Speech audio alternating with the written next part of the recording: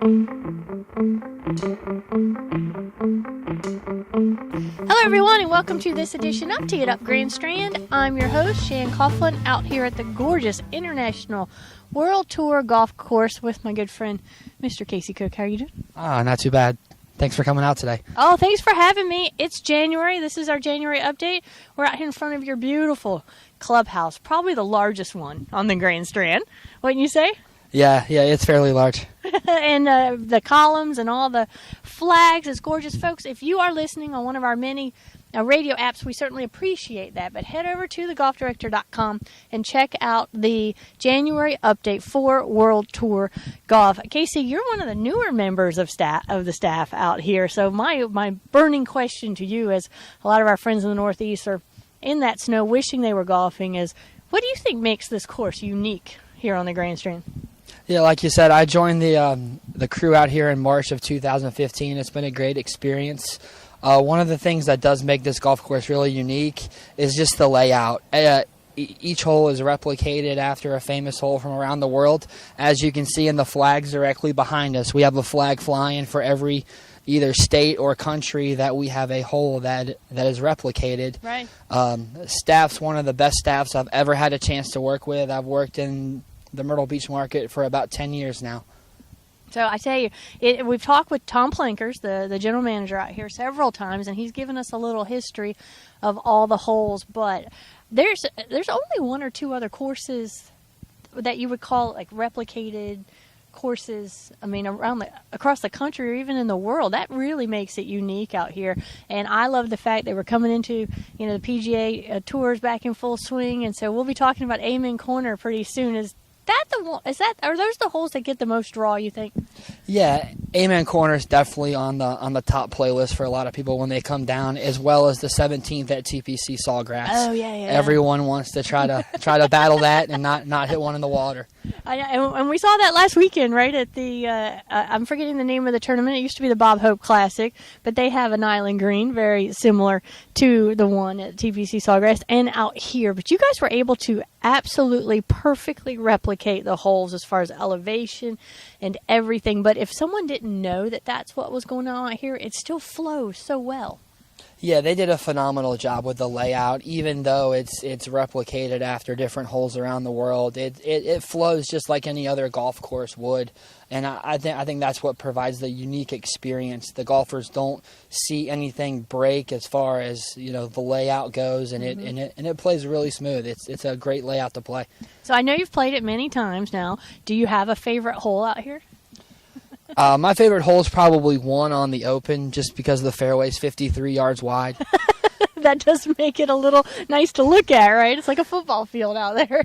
Oh, yeah. For the guys coming from the snow, it's one of the best warm-up holes you can have because it's really hard to lose the ball off the first tee. He says that, folks, but I think I did. So I'm not going to take that personally. But you've definitely got to take a look at what we're seeing back here. Casey, are there a lot of events in this clubhouse? It's so beautiful, and there's that huge porch on the back where you can sit out there and have a few beverages after your round. Yeah, we do about probably between 12 and 20 corporate events a year. Nice, where we okay. provide, breakfast, lunch, dinner, whatever they're looking for. Mm-hmm. We definitely cater to large groups when they come down on golf packages, and we'll do dinners for them if they want to stay over on their last day and do a kind of a rewards dinner. Mm-hmm. We do lunches. We can do anything from steaks, hamburgers, and hot dogs to box lunches at the turn. Nice, and that just gives so much versatility like you were talking about. I know you have a lot of experience down here at the beach. Nobody's really from here. Are you from one of those cold places up north?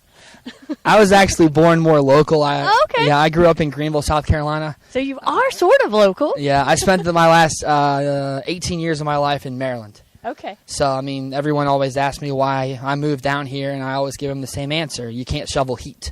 No, you cannot shovel heat. And, folks, we do wish everybody the best. Those of you battling with those huge snowstorms, definitely get on the phone.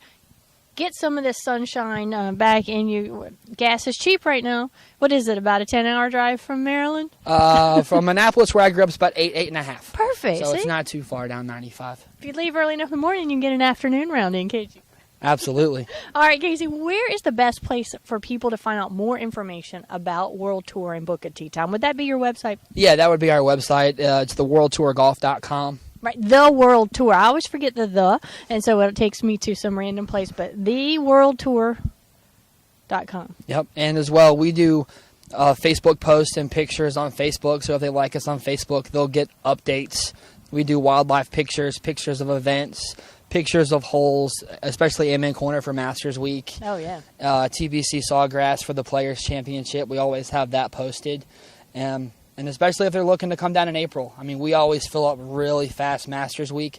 This is normally a stop on people's playlist heading down to Augusta to actually go to the Masters. We usually get quite a few people that stop either before or after to play here. I know, and what I think is great is those are the people that would tell you, no, you don't really have it right. And the great thing is, I've seen some of those comments. They're saying you've got it right, and they're actually walking the grounds. I got to go for the first time last year.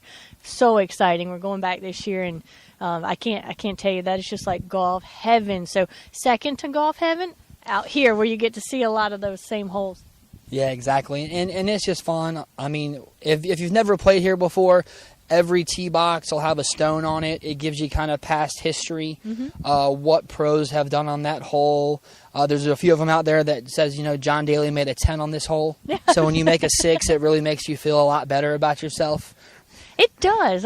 He is playing better, though, which is good. Good for him. And the weird thing is he's going to be on the senior tour this year. And I don't think they can make golf courses long enough for him on the senior tour. Holy cow. That's going to be something to see. See, we've got our piece of trivia now from our good friend Mr. Casey out here. Thank you so much for having us out on this beautiful day. We should really be playing golf, but we're headed to the PGA show in Orlando.